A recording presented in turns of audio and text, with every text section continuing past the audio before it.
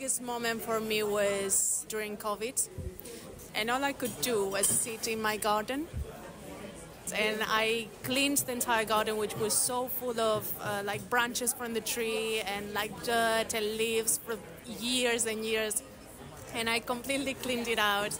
And it suddenly became full of color and green and everything. I was digging my hands into the soil and everything, planting it and watering it. And that was the moment that I was like, I am not meant to live a life of working 45 hours a week in a job that I do not want, in an office, in a big city. I am here to be part of this soil. It gives you sort of more of a sense of peace and more of a sense of belonging on the planet. It makes you feel like you're where you're meant to be. I think it sort of takes you back to a time when people weren't living in a capitalist hierarchy and lived with the land and for the land. A lot more fulfillment living like that, I think. I think most of us, at least once in our lives, have had one of those epiphanies in nature that brings us into contact with the feeling of how life should be. It is these moments that bring alive the magic of life, that makes our connections with nature real, that remind us what is essential in life. These are the moments that challenge the capitalist logic, and at least in that instant, bring us into connection with an ecological wisdom that makes us feel a sense of harmony with the planet. Welcome to another episode of SystemShift, a podcast that explores some of the pressing issues reshaping our world. Our guest today offers us his learnings from a lifetime of grounded radical alternatives that offer hope that holistic transformations are beginning to take place. We are joined by Ashish Kothari, environmentalist, author and co-founder of Galprovish, a non-profit organization that has been working on environmental issues and social issues for 45 years now. In this episode, Ashish challenges the dominance of modern science and technology, advocating for open source approaches and a commons perspective on knowledge and culture.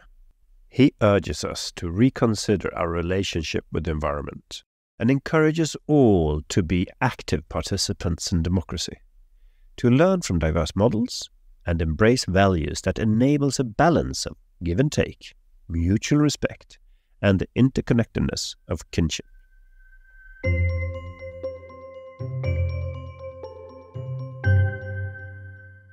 So without further ado, a warm welcome to you. Thank you. Thanks, God. When I researched a little bit around this episode, I saw a photo of you with a small baby monkey holding your finger. And it made an impression on me and it made an impression on you. And I would like you to explain a little bit the background. Sure. This was late last year. I was down in the southern Indian state of Kerala at a absolutely fantastic waterfall. And while climbing back up from the waterfall, there was this group of monkeys, mostly baby monkeys, playing with each other. And, anybody who is interested in any kind of fun would, love to watch baby monkeys playing, pulling each other's tails and doing all kinds of stuff. So I was watching them, and then this one monkey climbed down to the handrails, and I was looking at it, taking photographs. It was looking at me, and then I just lowered my camera because the way it was looking at me, I felt that there was a possible connection being made, but of course very tentative. So then I reached out my hand. One of my colleagues who was with me said, "Be careful, it might scratch you." Actually, looking at a monkey eyes to eyes is supposed to be a sign of aggression. So that's why she was warning me. But here the monkey actually bent down, smelt my finger, and then straightened up and reached out with its own fingers and touched me for must have been a split second. And for me, that one split second was like an eternity. And I actually wrote about that, saying eternity in a second, because it encompassed within it, for me, all of what it meant to be part of nature, all of what it meant to be, what evolution means, all of whatever we think of as creation, etc. And the intrinsic kinship that we have with other species, with the rest of nature, and being part of nature. And also then, of course, flashing through my mind in terms of what we are doing as a species to the rest of nature, how we tend to think of ourselves as being superior, but in effect, actually, we are one, we are equal. And also, I think to me, it was a way, this and other such encounters I've had have also been a way of enhancing my own identity, where I'm seeing myself not as a Indian or even as a human being, but as a life form, as something that is kind of connected to the rest of the universe, so the interconnections, all of that flashed through my mind in that 1 second. I found that very interesting because I had a rather similar experience. I was going skiing in a remote part in Sweden. I sat down, had my hot chocolate, and unaware to me, you had a little deer under the rock where I was sitting. And none of us noticed each other. I think it was sleeping. But when I bent forward, I saw it, and it woke up. But normally they would just run away, always. But this time, I guess it felt like I had been watching it, and it knew if I wanted to kill it, I would already have done it. So we had the same moment of figuring each other out, looking at each other, feeling each other. And it's strange that in our society, these kind of emotions and contacts with creatures of nature are so rare. They're so distant from our daily life. How do you think this impacts economy and society, that we feel so distant from the natural surrounding we're completely dependent on? Yeah, I think in many, many ways. I mean, if you, mostly for those of us who are in cities, especially the big cities, and how, as you say, alienated we are from the rest of nature, I think it creates many things in us which are problematic. One is, it gives us this sense that we are not part of nature, that nature is out there somewhere, and it's like othering the rest of nature. We do that with peoples also, of course, other so-called races and so on. And because we do that, we tend to look at the rest of nature either as, therefore, commodity, something we need to exploit for our own resources and our own lifestyles, etc., or as a thing to be consumed. So, suppose I'm a city dweller and I'm interested in wildlife. It means I want to go to a tiger reserve and watch some tigers and take some pictures and be thrilled with that. It doesn't actually allow us to feel that we are part of nature. And the alienation is so complete that we don't even recognize the fact that even in the busiest of cities, we do have lots of elements of nature around us. When I was growing up in New Delhi, I did my schooling and college in New Delhi. And of course, a bustling city, millions and millions of people, and very crowded, very congested, very polluted, all of that. But even there, there's a record of 350 to 400 species of birds. There was a large city forest in the middle of the forest, one of the largest urban forests in the world. And in fact, our organization, the one that I helped to start, which I still work with, began by doing public actions to protect that forest. But for most people, these are invisible. Even though they're there, they might even be in your own backyard, or there might be a tree outside your window, and you're so disconnected. Also because of our education system and everything else, and our consumerist system, everything else, that we don't even see that. So I think that is enormously problematic from the point of view of course, the exploitation of nature and things like that, and the unsustainability that we live, but also for us ourselves, right? I think in some sense, ethically, in terms of, spiritually, etc., we are impoverished as a result of that. Like my one connect with the monkey, which I spoke about, or before that, in sitting under a wonderful tree or whatever. There's so many, or this kind of connection that you had. In a way, it kind of significantly enhances us individually also, in terms of what we are as a human being, what we are as an individual, how we see ourselves. I think it makes us humbler, because there's a certain humility when you start looking at the awesomeness and the enormity of the rest of nature.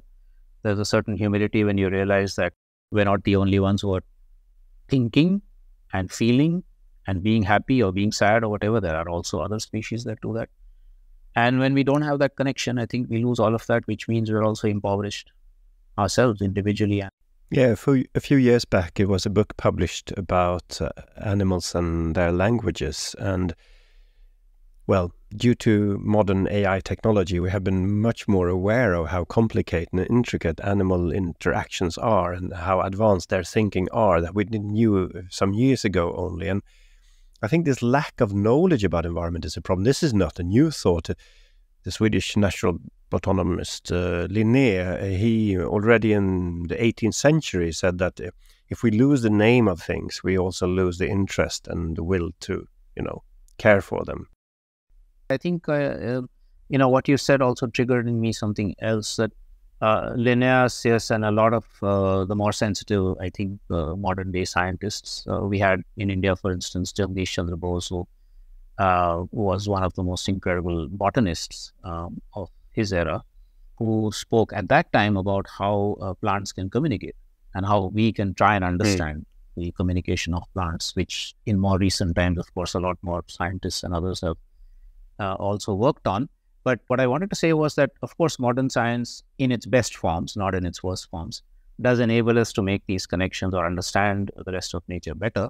But intuitively, and through their own traditional forms of knowledge and science, or whatever one might want to call it, Adivasis, we call them in India, or indigenous peoples around the world, have been making these connections forever, being able to talk to. I recently read an incredible article on this, I think, Inuit man who talks to whales and understands the language, right? And it's not something one can dismiss easily, because even as a modern scientist examining what he's saying, it seems that he's on spot, which doesn't mean that modern science should be validifying traditional knowledge and science, or the other way around. But it's just showing that there are these interconnections, that people can do it through intuition also, through other kinds of connections.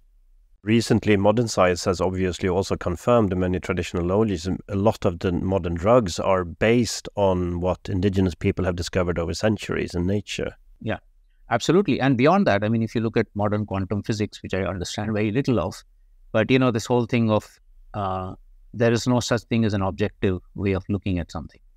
You look at something and the reality of that changes. You look at atoms and the reality of that changes, right? And again, this is something that indigenous peoples have spoken about for a long time. They don't objectify the rest of nature. Everything is a subject. Everything has its own agency.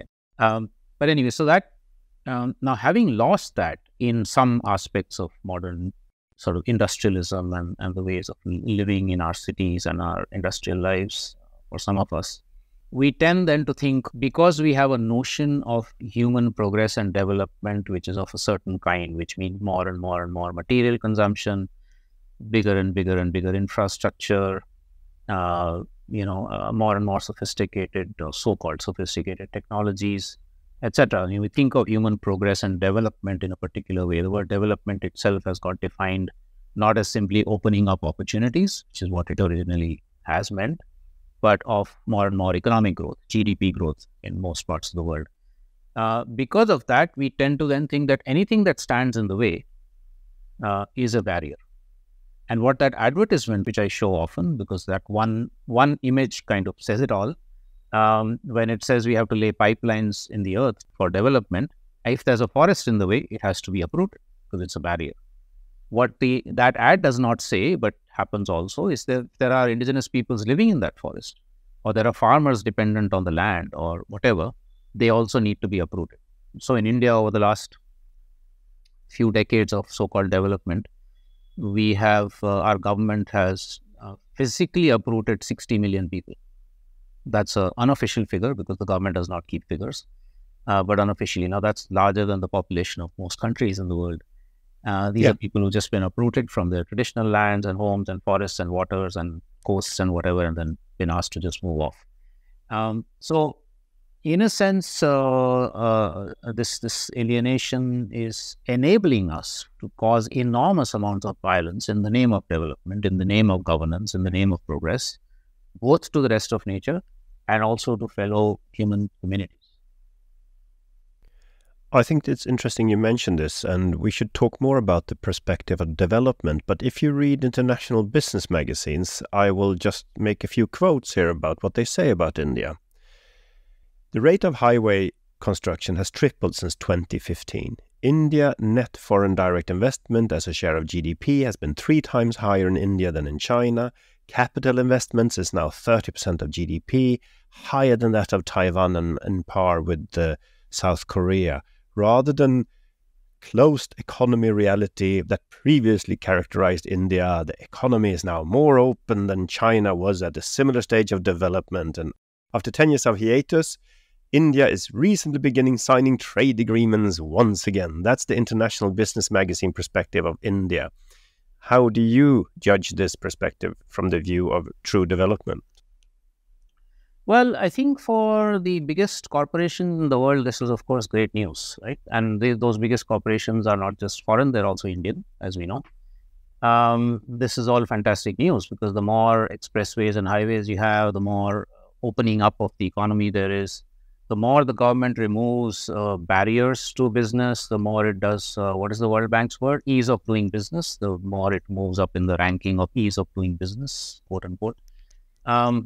The better it is for corporations. Also, the better it is for those in power to hold on to power, because that's the way they try and convince the rest of the population that we are doing development.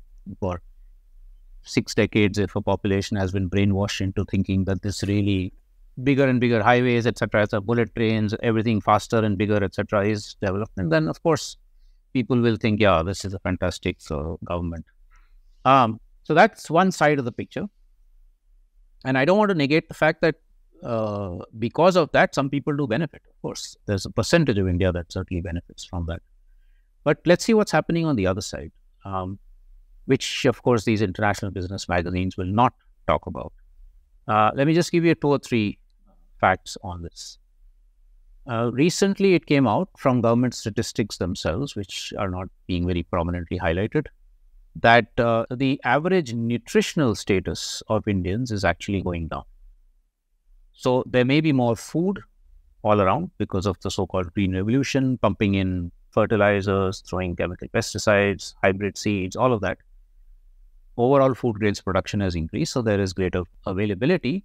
But as a recent study shown by the Indian Council of Agricultural Research, which is a government institution, showed, over the last 30 to 40 years, the grains that we are now eating have almost no nutritional content. And in fact, they have poison in them. This is something that civil society groups have been shouting for a long, long time, but finally now it's confirmed by a government institution. And so we are actually seeing, we're on the cusp of a significant health crisis. We already have serious health crises of various kinds, but this is another one where malnutrition or undernutrition is already leading to such deficiencies in immunity, etc., that people are falling sick much more than they otherwise should be. So that's one fact I think that's very important. The second one, and this came out, I think about 12 years back or so, 10 or 12 years back, in a study that was done by the Federation of Indian Chambers of Commerce, which is all the industries, and the Global Ecological Footprint. I was actually very surprised that this federation itself came out with the study, but there were a few kind of more progressive-minded people who were in the environment wing of that federation, and so they brought this out with the Global Ecological Footprint Network. And what that showed was that because of this model of development, India was already using twice its biocapacity, which means twice the capacity of its natural resources to sustain this kind of a growth or to sustain the population. And all the while, India generally has a lower ecological footprint per capita than many countries in the world. As a global thing, yes, but within itself, within its own boundaries, if you were to look at it, it was already using twice that biocapacity, which is one of the reasons why India actually is going like the imperial West has already done or China has already been doing. Now India is also going to other parts of the world and seeking resources. There's already sort of economic colonies in Africa, for instance, that Indian companies have. That, but also that we had already passed the sustainability, if you look at it from the footprints perspective or from other sorts of things, we had already passed that many years back. So if you just take I can give more and more and more, maybe a third one quickly, because it comes from yet another agency, which in fact has been responsible for this model of development to some extent, the World Bank. The World Bank, again, about a decade back, came out with a report which showed that the economic cost of just 5 kinds of environmental damage that were taking place: air pollution, water, soil loss because of deforestation, etc. We're already knocking off 5.7% economic GDP from India's economic growth. And at that point in time, I think we were growing at something like maybe 6 or 7%, which in effect meant that we were zero growth. So even from just a narrow growth perspective, we were not actually doing very well. And it would be negative if you added all the other environmental and the social costs and the human rights costs. And if one goes into social aspects, psychological aspects of this kind of process, then of course you get to a much more horrifying picture than what this international business magazine would like to tell us. And the fact that this impacts malnutrition is not only about the quality of what we grow, it's also about the international adverts change on eating habits and centralization of power and food resources. It is many things. It is the cultural changes that have taken place. This is since colonial times, and colonization is a big part of that, where they came and told us that eating traditional foods like millets, we call them millets, like we have at least a dozen species of them, is not good. Those are primitive crops. You should be eating wheat and rice, and if possible, heavily processed wheat and heavily processed rice. So this has been around for the last many decades, this kind of feeling. So there's a cultural shift that happened a few decades back and still being pushed through.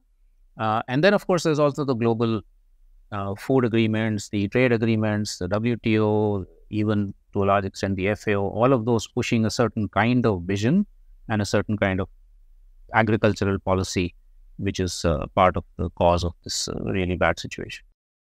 And this vision is, we have endless amount of fossil resources, we have endless amount of pesticides that we can all use to increase yield per hectare of monocultures. But yes. What would the alternative vision be for the agriculture then? Not only in India, but the global south and north. So let me give you one example of a group of 5,000 women farmers who have come up with their own alternative to this Green Revolution package. And that is not an isolated example. There are many similar things in India, but also elsewhere in the world. So what is 5,000 women farmers? They're all small-scale farmers. They are what we call Dalits, so the so-called untouchables of Indian society, Hindu society. So they're triply marginalized as women in a patriarchal society, as Dalits in a very casteist society, and of course as very small landholders, 1 acre, 2 acres at the most. So about 3.5, 4 decades back, they kind of started getting together because they realized that they could not sustain the kind of farming the government was pushing on them. They were actually getting more and more indebted. They simply didn't even have the money to buy the chemicals and the seeds and all of that. So they decided, let's try and switch back to our traditional forms of agriculture, but to share our knowledge, to share our seeds, to try and do more collective farming, to fight for land rights for women, to get land redistribution done where there were excess lands with others or with common lands. And through that, it's a very long story, but basically through that, over a process of about a decade or 15 years, they were able to move towards food security for all of those families, which means enough food to eat, but also surplus that they could sell in the market. They then started local exchange programs with consumers, local marketing, their own restaurant in a nearby town, their own shop where they could sell excess produce, under the principle that the first right to the food is the family itself, and only after that put it into the market. No chemicals. So they also have very, very ethical, spiritual principles of how you treat seeds, how you treat the earth as a mother, and many other things. As I said, it's a very long story. But through that, they actually were able to show that in one of the driest parts of India, with no external irrigation, with no hybrid seeds, no chemicals, their own knowledge, but working collectively, they were able to produce enough food. Now, whether this is possible all across India, of course, one will have to see. But there are many, many similar initiatives in different agroecological parts of India and, of course, the rest of the world, which show that there are not one, but there's many viable alternatives to the Green Revolution kind of farming. And that those viable alternatives are especially important for smallholders. We know, if my statistics are correct, something like 70% of the food on the planet is still produced by smallholders, small landholders, not by the big corporations and big farmers. And for them, these are really very viable alternatives. But what that does is it undermines the power of the corporations and of the governments. Because they argue these movements, and there's a movement, Labia Campesina, which is a global movement, which argues for not just food security, but food sovereignty, which means that these farmers, or any producers of any kind for that matter, should have complete control over the means of production, right? Not capitalists and not governments. And they've shown that that's possible. So, but why will the system not accept a model like this? Because it obviously undermines the current power holders who try and capture and control all the seeds and everything to do with agriculture. And this is one of the reasons, by the way, that not quite the same model, but farmers, especially in North India, fought against the attempts by the government of India a couple of years back to bring in laws which would have further commercialized agriculture, further made agriculture go into the hands of corporations. They had to come and camp for a whole year outside Delhi or in Delhi to force the government to withdraw those 3 laws. And now they're back. They're actually back on the streets because a number of other promises the government had made them have not been fulfilled. So now they're actually moving back in tens of thousands to protest again. Of course, every situation here is local, but there are some global ramifications here. For example, the fact that farmers around the world are more and more indebted, and they are in the hands of banks and finance institutions, and this means a disempowerment. And all research shows that if you have empowered people, people tend to get happier. Was this a result of the Dalit example you gave us now, that this empowerment of actually being in control, did this contribute to well-being?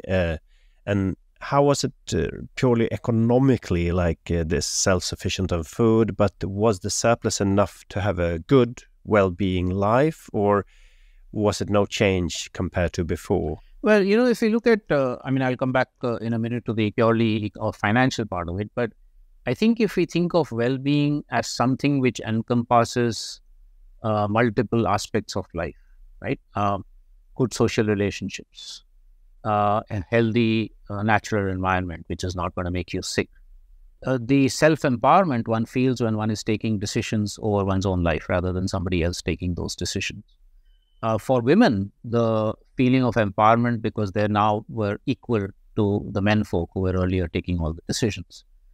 As Dalits, the feeling of equality in a village which has otherwise always looked down on them, marginalized them, exploited them, right? Now they are able to walk around with their heads held high because they have full respect, self-respect, but also respect of the other villagers.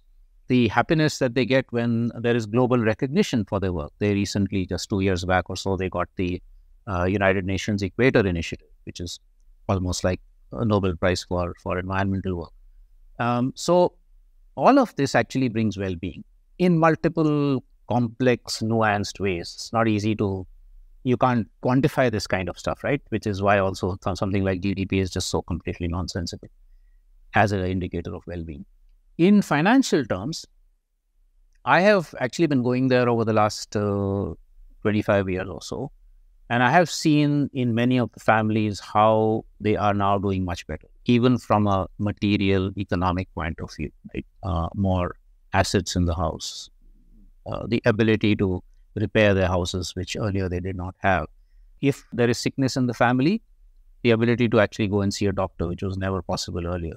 The ability to send their kids to school. They actually even started their own school because they believe that the government schools or the private schools don't teach the children what should be taught.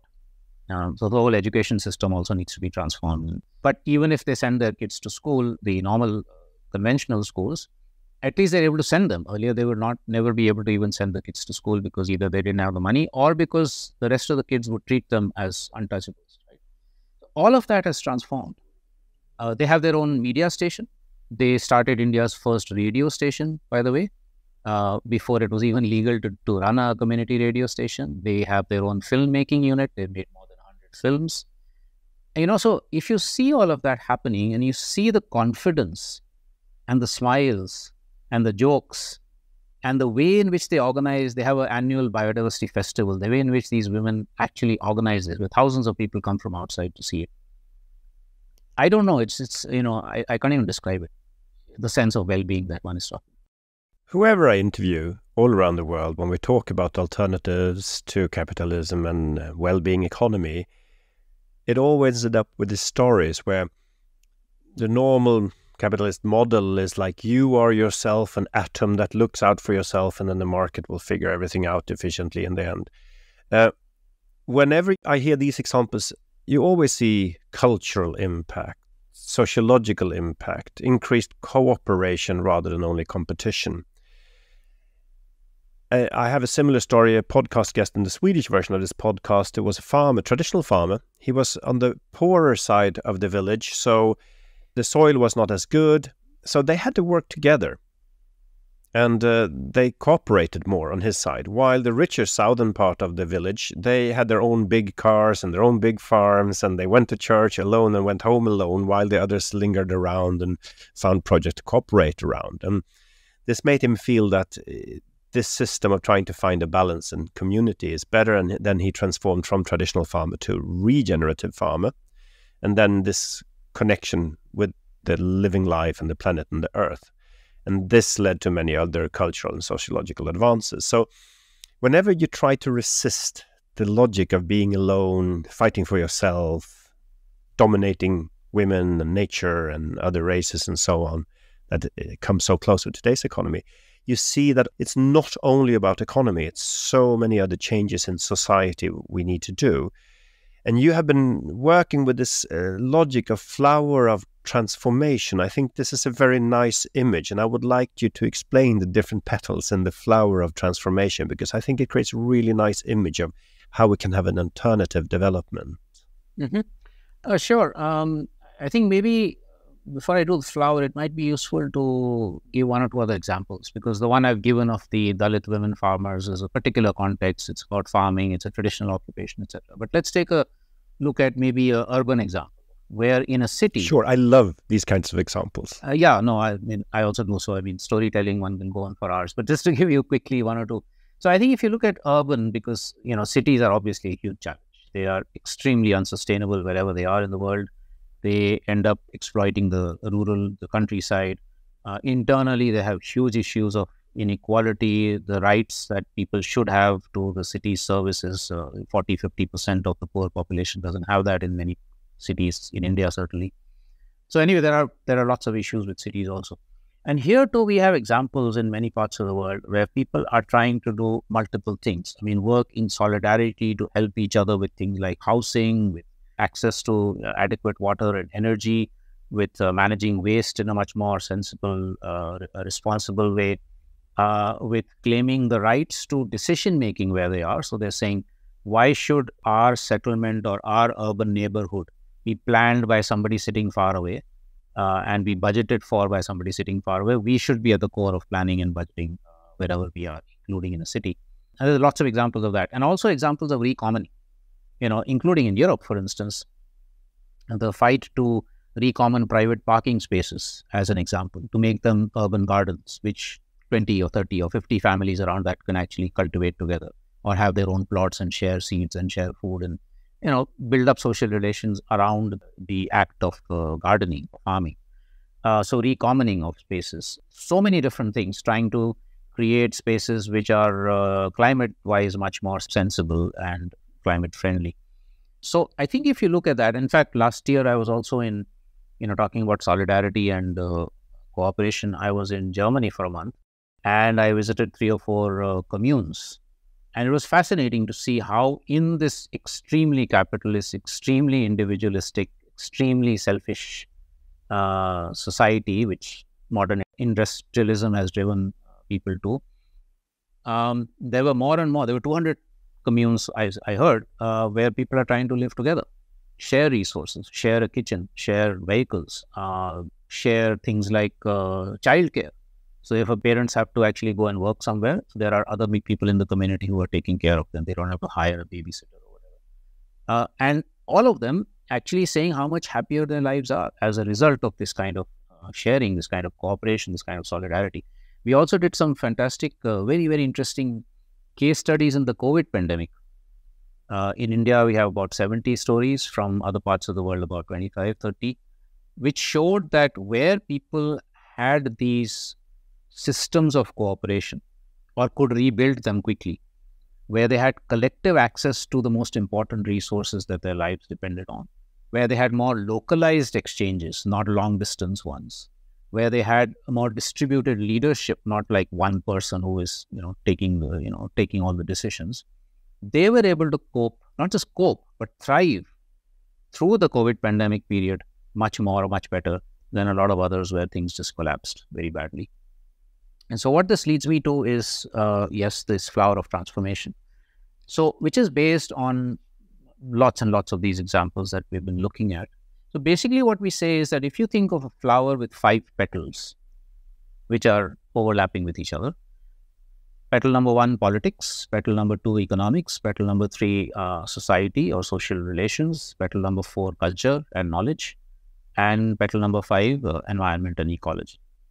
Bit of an artificial distinction, but just one way of trying to understand what's happening, sorts of transformations taking place on the ground.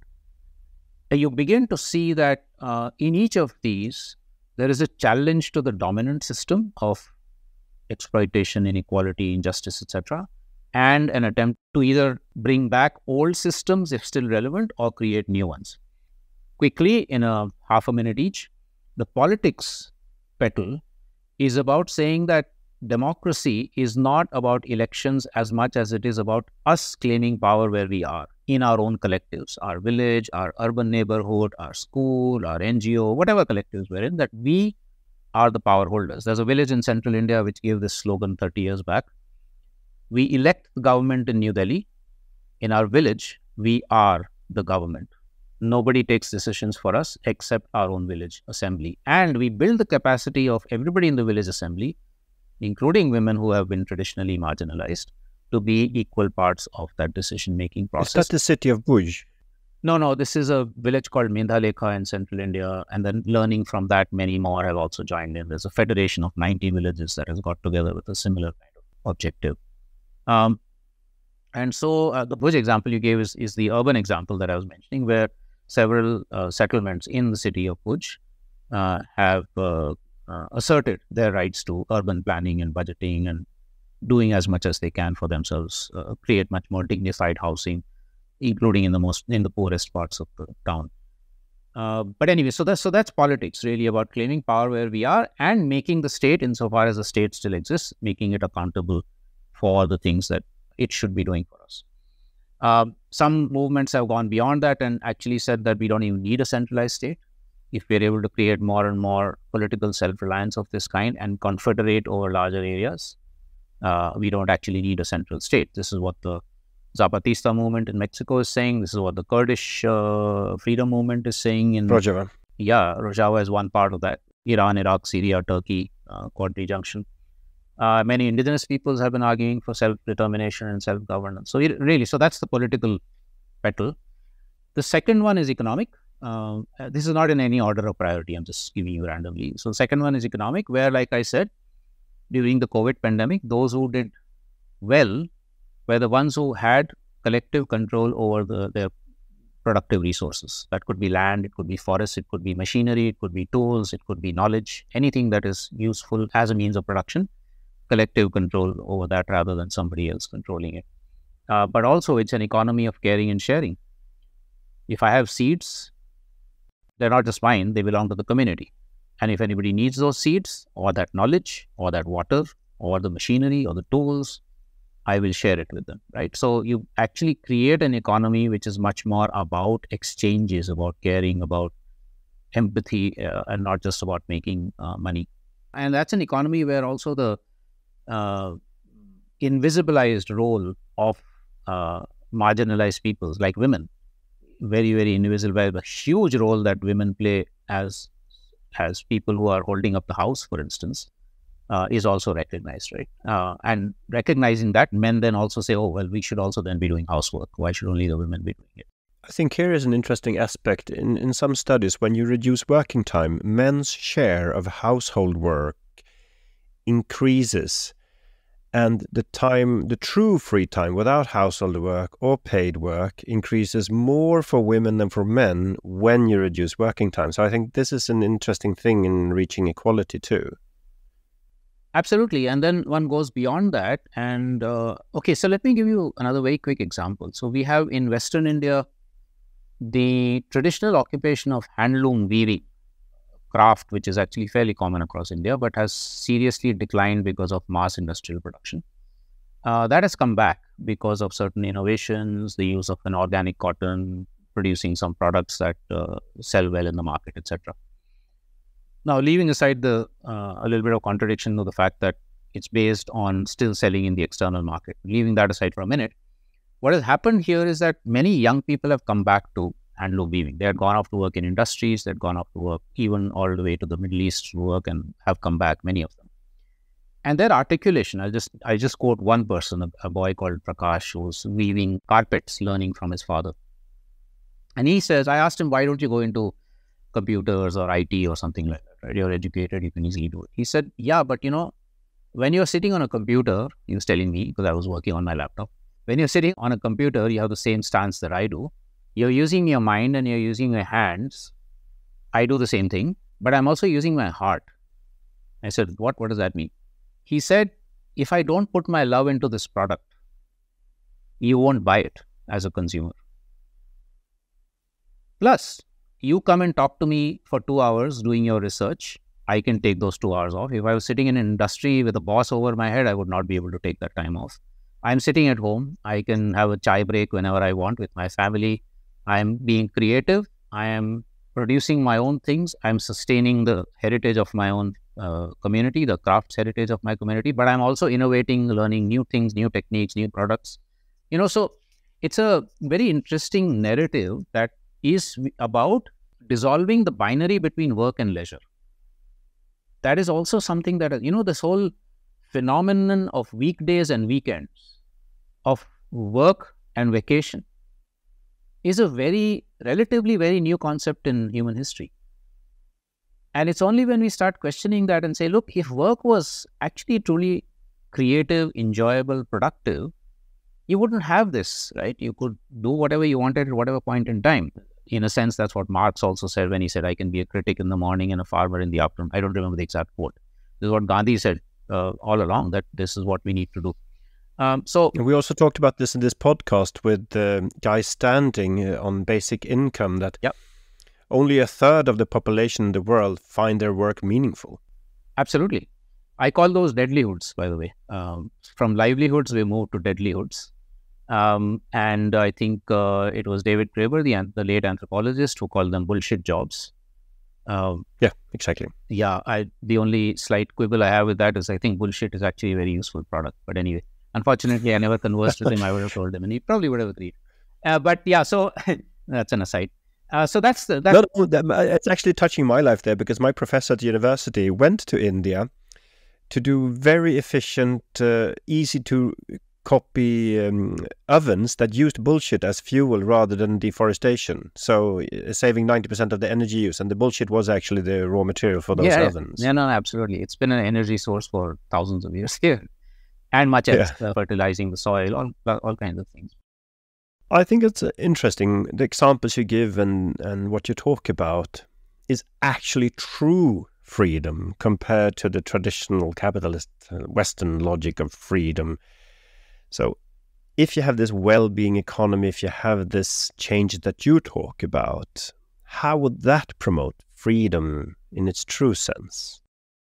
Yeah, so I think, the capitalist system has been extremely good at trying to convince us that freedom is about being able to go to a supermarket and choose from 30 different brands of soap, or the sort of liberal democratic conventional political system has convinced us that freedom is about choosing one political party, another political party if you don't like the current one, right? So the very narrow concepts of freedom, or even worse than that, of course, for the United States, if a country doesn't give us cheap petrol, we can go and bomb it. That's our notion of freedom. So as opposed to all of that, what freedom, azadi, one of the terms that's probably used all across from Central Asia all the way to South Asia, is really about, yes, as an individual or a collective or a community or a country, we assert our identity, We assert that we will be making the choices that we want to make. We assert that our needs and aspirations, we will do what we can to meet those needs and aspirations, but not at the cost of anybody else's freedom. And so Swaraj, the meaning which Gandhi brought back, it's an old Indian term, but Gandhi brought it back during the independence struggle. He was very careful to say Swaraj is not about self-rule, it's not about independence of India from British colonial rule only. It is much deeper. It is about the right to be self-determined and autonomous and free, but with responsibility towards others' freedoms, which means there's rights and responsibilities. There's freedoms and constraints. He was saying that the rights has to go hand in hand with duties and responsibilities. Otherwise, it's an incomplete concept. And you cannot be free if what you're doing is making somebody else unfree. You cannot even be free if you know that there is somebody else unfree and you're not doing anything about it. So for us, to have freedom means nothing unless we can stand up in solidarity with, people in Gaza who are being bombed out of existence right now. So that is indeed a much deeper sense of freedom or azadi or self-determination or autonomy or self-governance, self-rule or democracy. And again, it's based on participation and not exclusion. Like if you have freedom based on capacity to buy something in monetary terms, it's not true freedom because some people might not have the capacity to partake of those freedoms offered because they're based on a mean they don't have.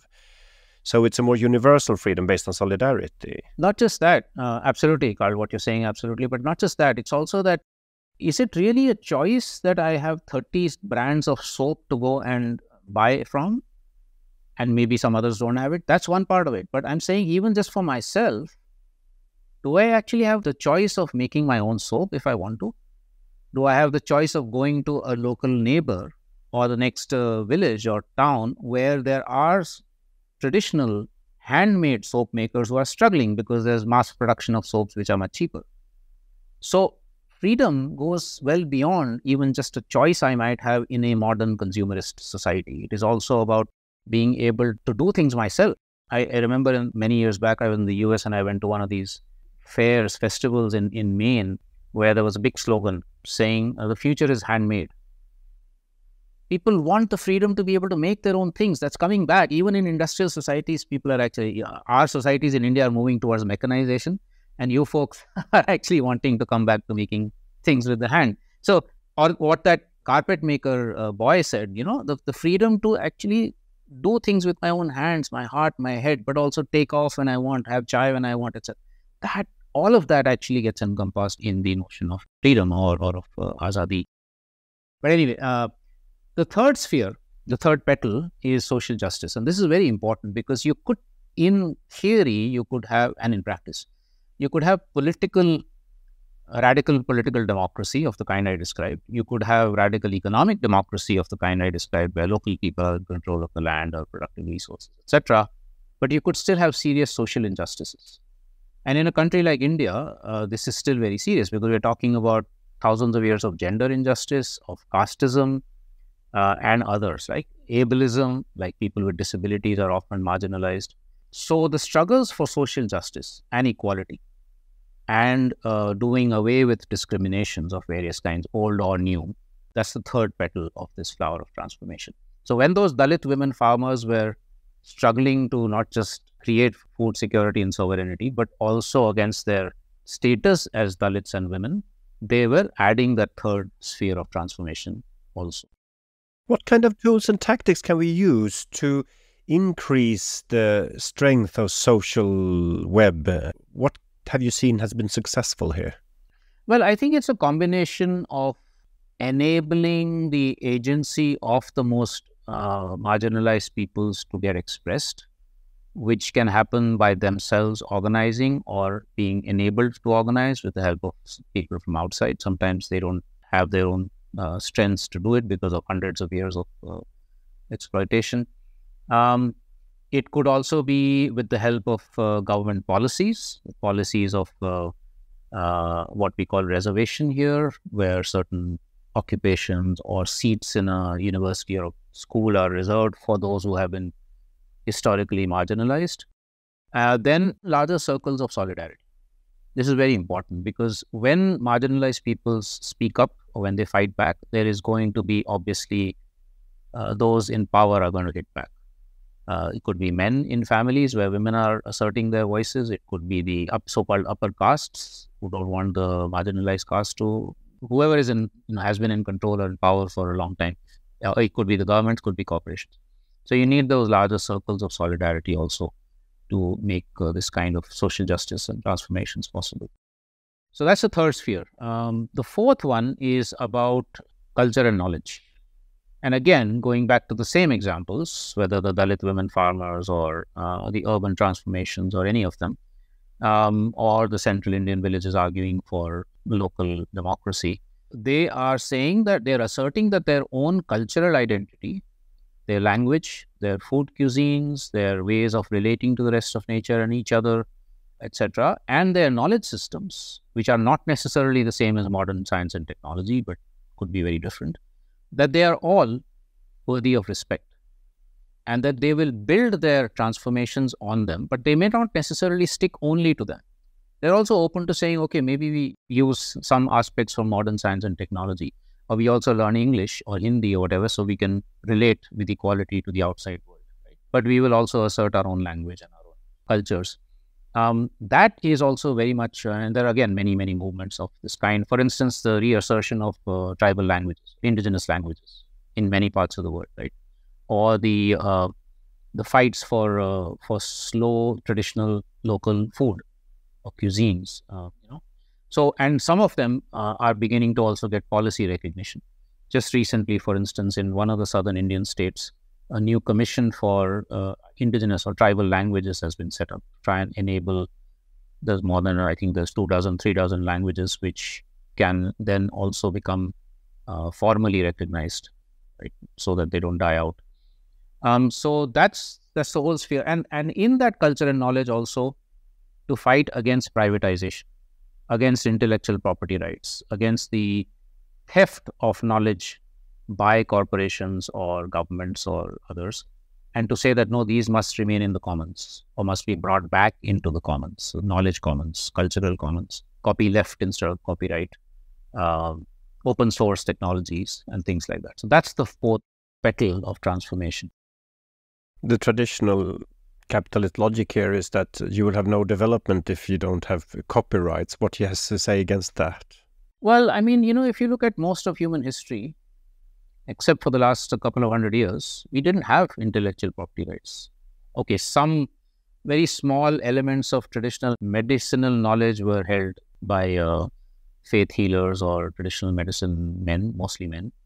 But those are very small elements. Most knowledge was otherwise in the open, in the commons. And we've had, can anybody tell us who invented the wheel? Would any of the so-called modern progress have happened without the wheel? Nobody claimed a copyright on it. It was invented, one of the most incredible inventions in human history. And you can think of hundreds or thousands of things like that. Most human innovation has actually happened in the commons, not privately. We tend to only look at the last 100 years of innovation, that also mostly industrial technical innovations.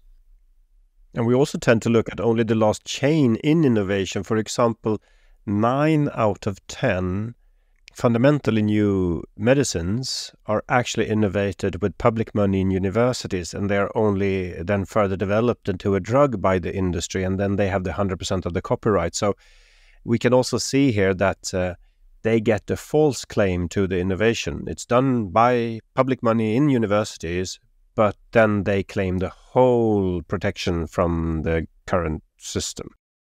Absolutely. And also, I think there was a study more than 20 years back which showed that I think 85% of modern medicine is based on traditional medical systems, right? Especially traditional knowledge of plants and how those have been used in traditional systems. So without those hundreds of years of innovations and trial and error and all that communities have been doing, so much of even modern medicine would simply not have been there, or would have had to spend huge amounts of more money to actually get where they have got. And if we destroy the ecosystems they are based on, we are lost forever. Yeah, so nature, of course, is never in the picture in the intellectual property rights, of course. nature is also being privatized, or the contributions of nature are never recognized in that whole system.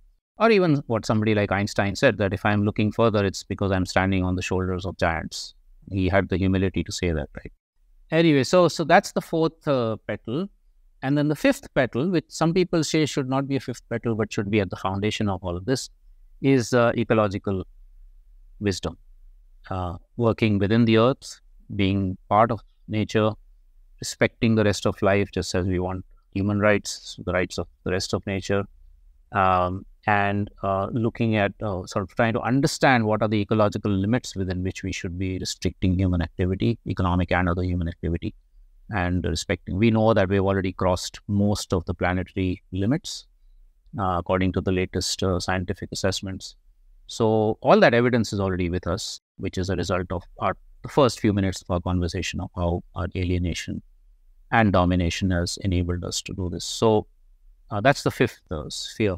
Now, if you think of the intersections, any of the examples I gave you, like going back to those Dalit women farmers, you see that they're trying to work transformations along all of these 5 spheres. It's not like they're stuck in only one. But this is a problem with a lot of civil society and, of course, with a lot of government, because they're stuck in departments. They're stuck in their silos. We, I should say, not they. We are stuck in our silos, academic disciplines, government departments, etc., stuck saying, oh, I'm working on agriculture and I have nothing to do with health or water or land, right? I'm working on, I don't know, physics, and I have nothing to do with anything else. As if the interconnections don't exist. And this is partly also a result of a certain form of Western modern industrial knowledge systems and modern governance systems, apparently a so-called democratic governance systems. So the intersections are really very important to work on and to take further. And then at the core of this flower of transformation, this is where the intersections also become very interesting. You know, we spoke about solidarity and cooperation, right? At the core of this flower of transformation is ethics and principles. And why this is important is because people often ask me, they say, okay, how do we replicate what the Dalit women farmers did? Or how do we upscale it? And my response has always been no, neither replication nor upscaling, because replication assumes that your situation is the same as theirs. It's not. Your soil conditions might be different, your social and cultural relations may be different. So, and neither is upscaling, because it's not like those Dalit women farmers want their organization called the Deccan Development Society to become bigger and bigger and bigger and become some big or multinational corporation, right? But what is important is outscaling, which means we learn the principles they used of cooperation, of working with the earth, of respecting seeds and earth as spiritual entities, of sharing knowledge, of being available for those who really need them, of claiming self-reliance, of claiming autonomy. Those basic principles and values are at the core of that flower of transformation. And those principles, if we can learn from each other and then apply them in our own context with whatever modifications are necessary, and then connect up. So these 5,000 farmers here, another 1,000 somewhere else, another 10,000 somewhere else in India, and then across the world. You connect up to create the scale. So that's why I call it outscaling, and to create the critical mass, and then to push further and further for policy shifts or other macro shifts that are necessary. I think this comes very close to the Zapatista idea about multiverse and pluriverse, and that every solution doesn't need to be the same everywhere. And you have been working a lot with these issues. So if you would advise government in, for example, Europe to promote the Dalit logic and principles and experience, what could they do to assist people in taking more control and reverting power back to communities? What kind of policy issues could help facilitate this development? Yeah, I did a paper last year actually for GIZ, main German aid agency, on how international assistance should be transformed with all of these perspectives in mind. And there were 2 or 3 things that I put forward. One, for countries in Europe like Germany to look at its own footprint across the world So to be able to transform its own production and trade and consumption patterns in a way that is not impinging on or taking away the ecological space of other parts of the world, which clearly it is right now. So that's also part of the, let's say, the degrowth movement in Europe itself. The second is to say that insofar as it continues, have aid packages for other countries, so-called developing countries, that these should be examined from this holistic perspective. Suppose you're giving support for agricultural progress in a country, in Africa or in Asia, right? What are the implications for the land? What are the implications for the cultural aspects? What are the implications for inequality within the community, etc., etc.? Unless you look at it more holistically using something like the flower of transformation, you will not actually know whether you're overall benefiting that society or not. And that is, again, rarely done. And part of that is also saying, okay, if you really want to do it, have long-term support. These 3-year, 5-year cycles don't mean anything. All the examples I'm talking about, including Dalit farmers, is at least 10, 15 years of transformation before something actually settles in, before the institutions, local institutions that can take it forward are established. So these 3-year, 5-year cycles are very problematic. And the third thing I said was to decolonize yourselves. All those who have colonized the world are also self-colonizers. There's the certain view of what is development, a certain view of what is, okay, we are now very well developed, we will come and help the rest of the world.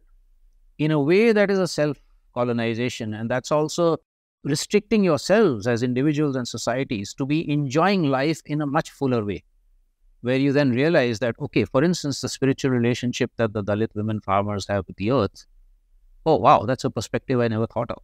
And maybe if I treat the earth under my feet in Germany or Europe in the same way, I might actually be happier.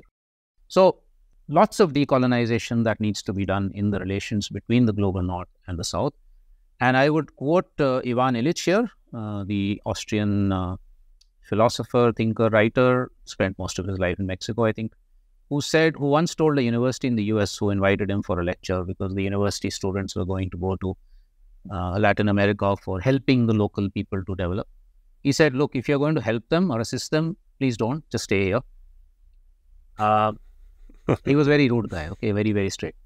He said, if you are going with an open mind to learn from them and also impart what you know to them as equals, then you're most welcome. But do not go there with this very patronizing view that, oh, I am developed, I have something to offer to others, and I'm going to give it to them. So that would be also my response to anybody in Europe who wants to improve the situation.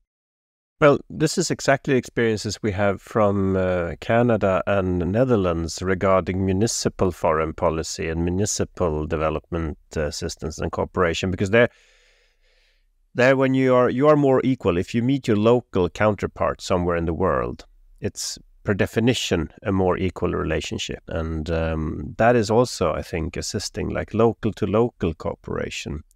Another thing you have been talking about is the word radical, that I think is a nice touch. People have forgotten that it means root. It goes back to the roots of things. Uh-huh. I think part of when you explain what changes we can do is like, don't be affected by the colonial logic, neither as a European or an Indian or wherever you live, but go back to be radical and feel what is right. Yeah.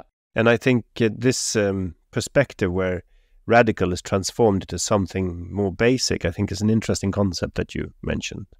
Well, one of my favorite pastimes is to look at the original meanings of words. Because the words we use, the meanings that we use today are actually very often very distorted from their original meanings. Radical is one, because in India we tend to think of radicalization as being people killing each other, which is completely the opposite of what it actually means. Going to one's ecological roots, one's cultural roots, one's roots as a human being, let's say, or roots as life. But also many other terms, right? Like democracy, I just mentioned. Democracy has gotten restricted to mean elections and political parties, whereas the original meaning is power of the people. And we tend to forget that. Or school. We spoke just briefly about the education system. The word school comes from skole in Greece, which meant learning with leisure. Now, it was often restricted to a certain leisure class, but the point was that you're learning not as, 95% of India's schools are prisons, nothing to do with leisure, nothing to do with creativity. Right? Well, and also India has a sad history there where this education system was outright in purpose of colonialism from the beginning. Absolutely. There. So-called Lord Macaulay. And he was very explicit about it. He said, if Great Britain wants to continue ruling India, it will not be through the army, it will be through brainwashing the Indian population. And that's still happening, unfortunately, despite us being independent. So I think going back to the original meanings of words and reviving them and bringing back those original meanings, not just as language, but also on the ground, is also a very crucial part of transformation. I think a lot of you say is linked to participation rather than being a spectator, both in regards to democracy and culture and social development and nature, like participation and integration into these processes, rather than just going to vote every 4 years, just letting the power loose for the great corporations, or just going to a spectacle rather than actually being part of a cultural development. I think this relation between spectator and participator is an interesting difference. How could you promote and help people of being participants rather than just spectators? Yeah, I think that's a huge challenge, because the system actually makes us, I think what Pink Floyd once called comfortably numb. So as long as you can go down and get your food, or you get water in your taps, and you get the electricity at the flick of a switch, and so on and so forth, you think that, well, you're okay, and the government is providing. And this is especially the case, for instance, with people in supposedly good welfare societies like many of the European countries. So you kind of switch yourself off from problems that others might be facing, or even you yourself might be facing in terms of your own psychological, cultural sorts of things. And to sort of snap people out of that and say that, look, you could actually be happier and healthier and whatever, but also you can contribute to other people's happiness and health if you just make these changes in your lives. And I think this is why something like, say, the German communes are very important to actually point to say that how people are actually living more healthier and happier lives, how their well-being has increased simply by making the shift to more communal living or more shared living kind of thing. Now, so you can start that very small. It can be that in your own urban neighborhood, start taking part in the neighborhood assemblies or in whatever local institutions exist, or go to the school where your children are and see if you can help a little bit in improving the quality of education or improving the facilities in that school. Or even for your own health sake, even from a somewhat selfish point of view, see if you can make a little bit of a difference in how the garbage in your localities is looked at, or how the pollution in your city is to be tackled, right? So I think starting small, because people are a little scared and worried about doing very big things, starting small and creating that sense that you could be more involved in decisions that affect your own lives. That's how, so many initiatives have started. And then you can get bigger and you can get so more ambitious or more larger in terms of participation. But there's, I think, 3 or 4 crucial elements to this. For me, there's 4 crucial elements of functioning good democracy, like what we would here in India call Swaraj or self-rule, radical democracy. One is people need to have the rights to participate. And to me, that needs to be either legally or in some other customary way, a right that can be enforced in all decisions that affect my life. I may or may not take part, but I should have that right. Second, the capacities. Now, here in India, for instance, this positive, the reservation we have for women in decision-making units at the village level, 50% or 30% is there. So women will go and sit, but for hundreds of years, they've been told to keep quiet, so they're not going to go and actually say anything. So building that, empowering the capacity to actually speak up and be equal in making your voice heard. The third thing is accessibility to forums of decision-making. We have examples where, a so-called development project is to come up, and by law, the government is supposed to do a public hearing, but they'll do it 50 kilometers away where nobody can travel. Or you might have an assembly process where, there are strong men standing outside, and if the marginalized people try and go in, they're kind of kicked out. So accessible forums of decision making is the third crucial element. And the fourth one, which is the most important but the most difficult, is the maturity to take decisions that are responsible to everybody, not just to one. Yeah. Right? So therefore, not a majoritarianism kind of thing, more consensus building based on capacities, decentralized capacities, more distributed leadership, and responsible not just to other human beings, but to the rest of nature. So that maturity, that wisdom of decision making is obviously very, very crucial. All of this comes in when you talk about meaningful participation. I have also encountered examples in India about sociocracy. Is that something you would like to develop on? Yeah, so I think sociocracy, I haven't really studied too much myself, but I think a lot of the examples I can think of already have elements of that. Swaraj is one of the words that we use in India. Sociocracy is a new word that's probably coming from the West, I'm not sure. But Swaraj, so when Gandhi was speaking about it, the meaning was precisely that I am free, my community is free, we have autonomy, we have self-determination, but we are also responsible towards others, which means we're also listening to others. Just as much as important to talk is as important to listen. And built into that is also non-violence, which is not just about hitting each other, but also the language one uses, how we behave with others. And I would again extend that to other species. So non-violence or peace is a very crucial part of that. So in different ways, many of these radical democracy initiatives kind of express what otherwise could be called sociocracy. And sociocracy has a few other elements that are specific to specific contexts. But again, I would say it's a pluriverse. Let's not use any one model. There are multiple different models with the commonalities of the values and principles like I was talking about, equality, solidarity, etc.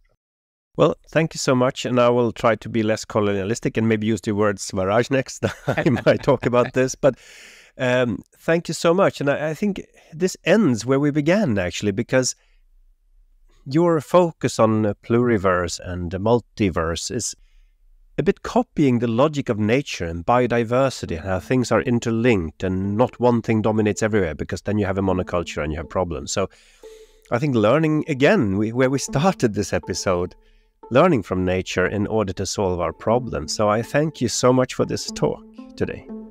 Thank you. That was a stimulating discussion. Thanks a lot.